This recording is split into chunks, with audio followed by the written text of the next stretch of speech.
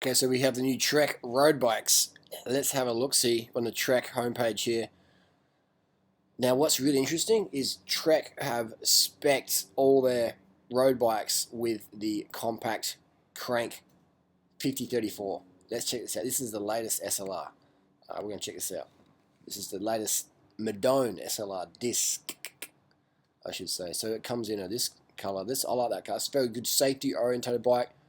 Drivers can see a little bit easier. For drivers texting, they can see that radioactive yellow. This is the colors. See, I get distracted quite easy on this pretty stuff. This is a very nice website, isn't it? It's very easy to go through. Black and white. Black. That's nice as well. I've got a bike that check that color. That's my pick. I like that color. Let's have a look at the crank size.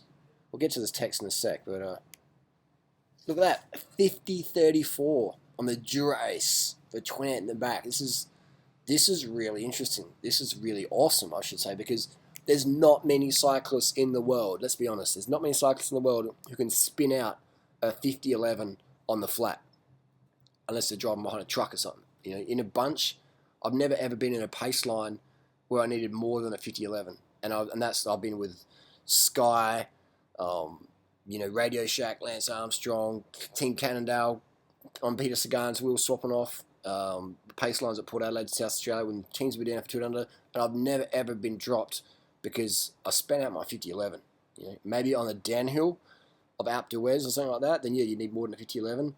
But that's for professionals only. But for 99% of consumers out there, the 99.9% of consumers out there, the 5011 is more than enough. And I've been using a 5011 for over 10 years now as my primary. And now I'm going down to a 46 because I don't need a 50. I mean, what do I need a 50 for? You know, like a 50 is still a huge gear. And people out there might go, oh, that's so bad. I guarantee you, none of yous could drop me on the flat in my 46. Anyone who says a 50 is too small, the hacks out there, the weekend warriors or the wannabe pros, I guarantee you couldn't drop me on my 46 on a flat road if I'm on your wheel drafting. It ain't going to happen. So this whole thing where we need 53s or even 52 as amateur riders, it's bunk. It's bunk. This is ego. It's just male ego. I've got to use a 53.39. It's like, because what? Like, but you can't push the watts that Chris Froome's pushing on the flat. So why would you need the same gearing he's pushing? You don't ride the same. Who rides at the same speeds as Tour de France riders on the flat in racing? No one does, except for Tour de France riders or pro team riders, etc. So there you go. That's just anyway. So Trek, fucking thumbs up. First company to actually put proper gear ratios on their bikes. I mean, 46s. I like 46. 46 is a fantastic big ring around town as well. This is fantastic. Climbing the big ring longer. You know, so who's really doing Div 1 A grade level pace lines? I mean, even myself, I can hold them, I can do them, but I rarely do them because they're so fucking dangerous, fast pace lines. So, you know, Trek's really doing great there by looking at the consumer. You know, this is not probably a whole other video, but that's just fantastic. So I'm a big fan of that. Big fan of that. I'd like Shimano being at a 46 chainring in these Dura-Ace ones. I'm using actually no, Shimano doesn't have to do that. Absolute Black's already doing it. And if you want the 46-30 combo, go to Absolute Black and get their chain rings, the asymmetric ones. They work great, and I've got them on this brand new Dura-Ace cranks. I've got a set of these. If you've seen my TCR lately. Anyway, let's get to the Madone disc. It's an aero bike, but it has fat tire ability. It has the ISO speed, front and rear. Is that front and rear ISO speed? Let's have a look here. What do you get here? So the Madone is for people who want aerodynamic, superior ride quality, you know, things like that. It looks pretty. So we got the Project 1. I like this separate bar and stem combo. So you can separate bar and stem, meaning that you can actually adjust them. So that's really good. When it's locked in like that, I ain't a fan. Is that an ISO speed at the front? Let me know down below. But it's got a top true ISO speed. It's quite interesting. Not that I really feel that's an important thing to have, because these bikes you can run 28mm tyres. And a 28mm tyre at 80 psi is already pretty comfy enough. But hey, you know, this bike's got extras there, so it is good. Would I get one? I'd get an Amonda probably if I was going to get one of these bikes. But I'll be keen to ride one of these and suss it out. And I'm not really a fan of disc brake bikes. If I was going to get a new bike today, I'd get an Amonda SLR with a direct mount. You know, the tarmac I might get, but the BB30 deal breaker for me. BB30, not a fan anymore. Too much creaking maintenance issues. But the Amonda SLR is my go-to bike. What about the TCR Harley? I love the TCR, but the tire clearance is just a bit too tight without direct mount brakes. I prefer direct mount brakes. They work better as well. So TCR is my favorite frame in terms of stiffness, but the Amonda is a bit more of a functional bike. That's a different video, isn't it? Let's go back to the Amonda, Demane here.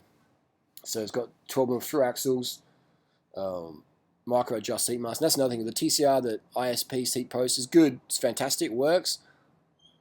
But you're making little adjustments in your seat height. It's a little bit more miffing around.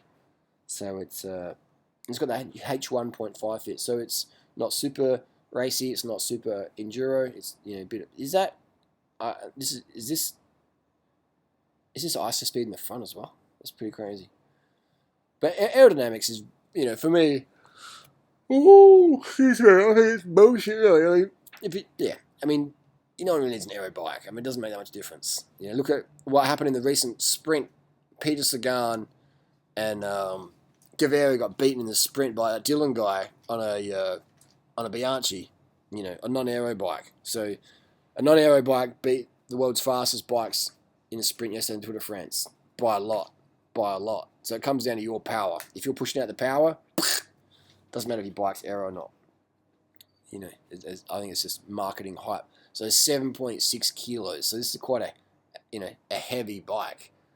So for me, I would get let's say what would I get? I would let's go let's get an e-bike and just blow everyone off out of the water.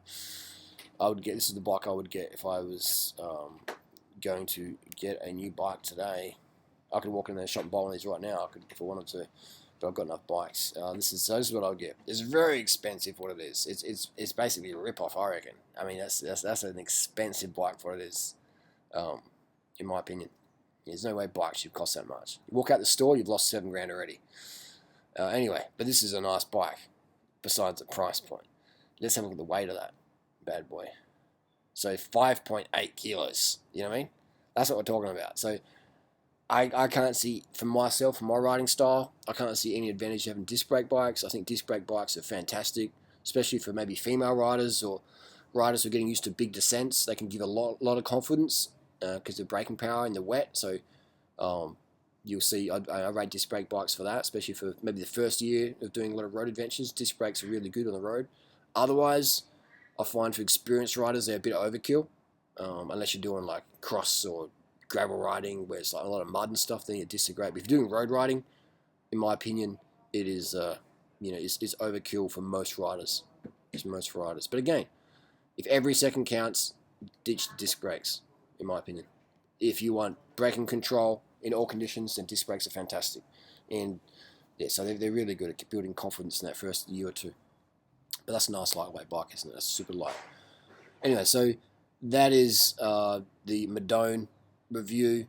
I think it's a pretty pragmatic bike, but look at what's happened. We've ended on the Amonda page. So if I was in the market for a new bike, I would skip the Demane, the Amonda, the Madone. They all sound the same. I would skip the Madone personally. For me, it's a pretty looking bike. It doesn't look too bad. Why don't I like it compared to the Amonda? The extra weight. That much extra weight. It's almost 2 kilos. That is huge in terms of acceleration, in terms of ride liveliness, etc. For me, the Madone, I'd have to ride it to be certain, but my assumption right now would be that this bike is heavy to ride compared to the Amonda SLR for the same money, a little bit less.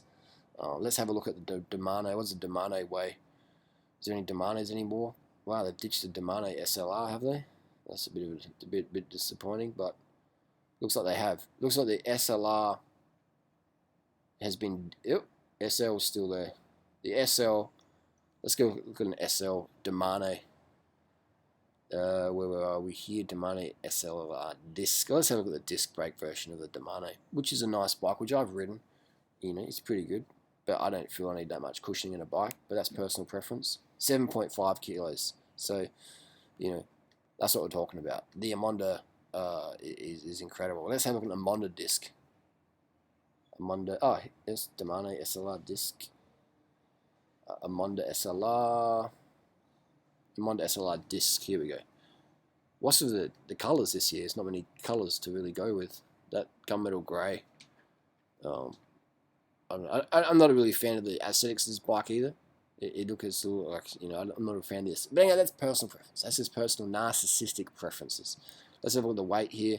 Now, these weight 6.3, so you add an extra half a kilo on these bikes, which is huge. Half a kilo in terms of ride feel for me is huge. It's huge. It is huge.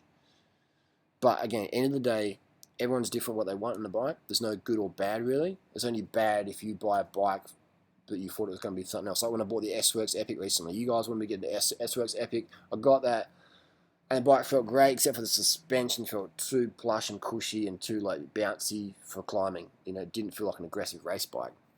And I bought it for an aggressive race bike feel. So I love that feel. I love that responsiveness. And the frame of that had that, but the suspension was fucking up. So Specialized hit me up. They're going to give me a free suspension upgrade to Race Tune. S-Tune they call it, I think. So that's good they have that customer service there. So that'll happen in a few months when I'm back in Australia. So buy a bike, be clear on what sort of riding you want. If you want to get fit as fuck, then buy the lightest bike you can afford. If you, and disc brakes can be good, but only if you got top end level disc brakes that save a lot of weight. Otherwise, the bike's going to be quite heavy, in my opinion. It's going to be quite heavy if it's just a cheapy disc brake. That's my comments and criticisms. I wouldn't buy a disc brake bike that wasn't Dura-Ace level, because if it wasn't Dura-Ace level, then it's going to come with heavy wheels and be heavy and sluggish compared to a non-disc brake bike at the same price.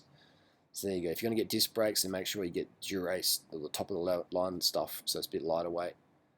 And that's my comments and criticisms. The Madone, I wouldn't buy one. I don't think it's a bad bike. I just feel that Trek's got better offerings. And you know what bike I would get if I was going to get a new Trek. And this is just in case there's no questions here. The Domane, I like the Domane. I like the Madone. I'm not saying they're definitely not bad bikes. I'm just saying that if I was going to the shop with 10 grand in my pocket, in my little hot pocket, this is the bike I'd walk out with. This is the bike I'd walk out with. It's super light. It'd probably snap in half in the first crash. But I love that color, and I just know from riding these SLRs, they do ride nice. A little bit flexy, but they're quite compliant, and that big brake clearance. And this would be my go-to bike if I was going to go and buy a Trek. So this is why I wouldn't buy a Domane or a Madone. It's because I'd buy an Amonda instead. Not because the Domane or the Madone are bad bikes, but for my riding style, aggressive, manic, hyper, long-distance stuff, like big fatter tires, gravel riding, the Amonda, that would be my ticket because that beats it. And I also prefer more of an aggressive position. Domane is a bit more too relaxed for me personally. Might work for you, but for me, I prefer the Amonda. H1 or H2 fit. Anyway, that's enough. If you got any questions, hit us on down below. That's why I wouldn't buy a Trek Madone.